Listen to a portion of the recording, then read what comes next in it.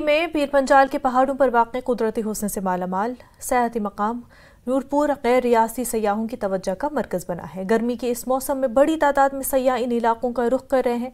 तफरीह करने और कुदरती नज़ारों से लुत्फ़अंदोज़ होने के लिए सयाहों में काफ़ी खुशी देखने को मिल रही है। न्यूज़ 18 ने इस खूबसूरत इलाके नूरपुर का जायजा लिया।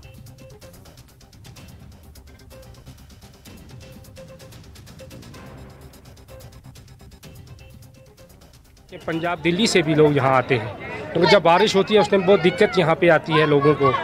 तो मेरी गुजारिश रहेगी डिस्ट्रिक्ट कमिश्नर पहुँच से कि वो यहाँ का थोड़ा हमारे यहाँ की तरफ ध्यान दिया जाए और यहाँ जो पानी है उसकी भी थोड़ी सहूलियत मिले और शेड वगैरह भी यहाँ होने चाहिए। पूरा हमने भी बहुत पहले सुना था इस जगह का नाम, बट आज हमने यहाँ पे विज़िट किया है विद फैमिली के साथ। तो बहुत अच्छी जगह है ये। यहाँ पे टेम्परेचर इस टाइम ऐसे लग रहा है कि 8 डिग्री सेल्सियस होगा, इतनी यहाँ पे ठंड है।